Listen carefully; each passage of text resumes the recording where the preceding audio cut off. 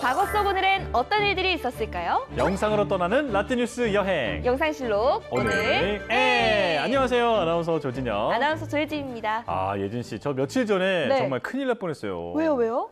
집에 그 김밥이 있었는데 네. 상한 줄도 모르고 먹었다가 진짜 배가 너무 아픈 거예요.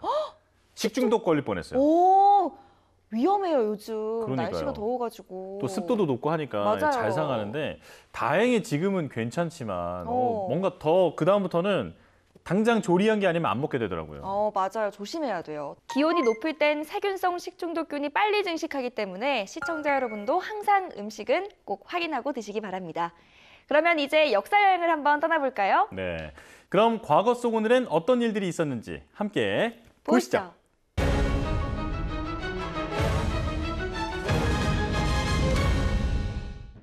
2020년 8월 4일 오후 6시쯤 레바논 베이루트 항구에서 대폭발이 발생했습니다. 당시 항구에서 폭발이 2차례나 있었는데요. 1차 폭발은 창고에 저장된 폭죽에 의한 것으로 비교적 작은 폭발과 연기가 발생했습니다. 하지만 33초 후인 오후 6시 8분경 핵폭발을 방불케 하는 거대한 붉은색의 버섯구름과 함께 2차 폭발이 일어났습니다. 이 베이루트 폭발 사고가 일어났을 당시 기억이 나요. 정말 아수라장이었잖아요. 맞아요. 특히 당시 현장에는 결혼식을 앞둔 신부가 웨딩 사진을 찍고 있기도 했었고 현장이 쑥대밭이 된 상황. 지금 다시 생각해도 아찔하네요. 네, 그때가 또 최근의 일이었다 보니까 이제 많은 분들이 기억이 날 텐데 정말 그 영화에서 보는 것보다도 맞아요. 더 큰 규모의 폭발이 갑자기 이렇게 일어난 걸 보고 좀 충격을 받았던 기억이 있거든요. 근데 이 대폭발이 지진 4.5 규모와 비슷할 정도로 땅이 울렸다고 합니다. 네. 또 레바논에서는 이 대폭발을 국가적 재난으로 명명하기도 했죠. 베이루트에서 발생한 폭발 사고는 인근 항구 창고에서 2,750톤에 달하는 질산 암모늄이 폭발해 발생한 것으로 밝혀졌는데요. 100m 이내에 대다수 건물이 반파되거나 심각한 피해를 입었고 10km 떨어진 베이루트 국제공항마저 천장이 무너지고 유리창이 깨지는 등 도시 전역에 많은 피해가 발생했습니다. 그리고 이 사고로 220명의 사람이 사망했고 7명이 실종됐는데요. 7,500여 명 이상이 다치기도 했습니다. 이 당시에 발생한 폭발이 소형 핵폭탄급이라고 해요. 그래서 히로시마 그 원자폭탄의 14분의 1 정도의 파괴력이 있었다고 합니다.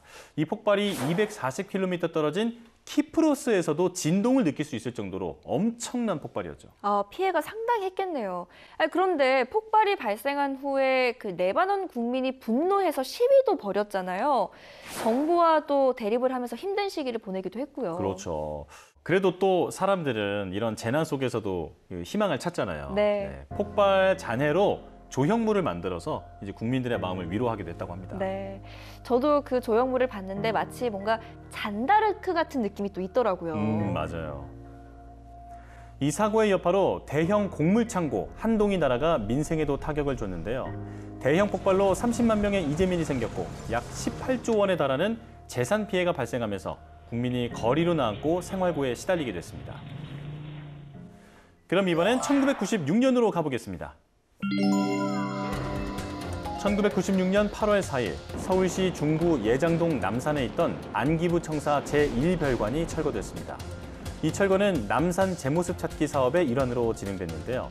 지상 5층, 연면적 781평 규모의 안기부 제1별관 건물 315곳에 설치된 27kg의 화약이 18단계의 폭발을 거쳤고 불과 5.5초 만에 3m 높이의 건물이 잿더미로 변했습니다. 특히 군사정권 시절 민주화 탄압과 인권 유린으로 악명 높았던 곳이잖아요. 맞아요. 정권 안보를 위한 각종의 정치 개입, 또 언론 통제, 의문사, 간첩 조작 사건 같은 게 계속 발생을 하면서 국민 사이에서는 안기부에 대한 부정적 이미지가 강한 상황이었죠. 안기부는 해외 정보 수집 및 분석, 대테러 및 국제 범죄 조직의 국내 보안 정보 관련 업무, 국가기밀에 속하는 업무 등을 맡았는데요. 또 형법 중에 국가나 군사기밀보호법에 규정된 죄, 국가보안법에 규정된 죄 등에 대한 수사도 맡았습니다. 이후 1999년 1월 21일 국가안전기획부는 해산했고 역사 속으로 사라졌습니다. 그럼 이번엔 2009년으로 가보겠습니다. (2009년 8월 4일) 아시아의 물개 조오련이 57세를 일기로 사망했습니다. 조오련은 해남군에 있던 자택에서 쓰러졌는데요. 그의 아내에게 발견돼 병원으로 옮겨졌으나 끝내 세상을 떠났습니다. 조오련은 1970년 방콕, 1974년 테헤란 아시안게임 남자 자유형 400m와 1500m에서 아시아 신기록으로 2관왕에 올랐습니다. 이후 한국 선수 최초로 국민훈장 목련장을 받기도 했는데요. 1978년 방콕에서 다시 열린 아시안게임에서는 저병 200m에서 동메달을 획득, 한국 신기록을 50번이나 갈아치웠습니다. 그리고 은퇴 후에 현역 무대를 떠난 뒤에도 조오련은 도전을 멈추지 않았는데요. 1980년 8월 11일 부산 다대포에서 대마도 서쪽까지 55km 바닷길을 13시간 16분 10초 만에 헤엄쳐 건넜고 2년 뒤엔 도버 해협을 9시간 35분 만에 건넜습니다.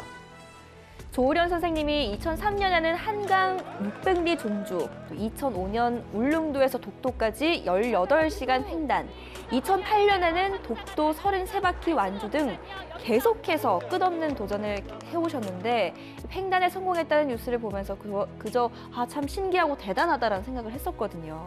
맞아요. 그리고 2020년에는 대한민국 스포츠 영웅으로 선정되기도 했죠. 그리고 이 밖에도 8월 4일의 또 다른 역사를 살펴보면요. 1998년에는 MBC 뉴스데스크에서 방송사고가 크게 나기도 했습니다. 갑자기 난입한 사람이 내 귀에 도청장치가 있다라고 소리치면서 한동안 이 멘트가 유행하기도 했었죠. 아, 알고 있어요. 이 사고, 이 사건. 그리고 마지막으로 2009년에는 클린턴 미 전 대통령이 북한의 포로 송환을 위해서 방문하기도 했습니다. 그 다음 날에 클린턴 미 전 대통령과 함께 미국으로 포로로 잡혀있던 두 기자가 돌아올 수 있었죠. 자, 오늘도 이렇게 열심히 과거 속으로 달려봤는데요. 영상실록으로 만나본 오늘의 과거, 여러분은 어떠셨나요? 그럼 다음 시간 더 알찬 이야기로 만나요.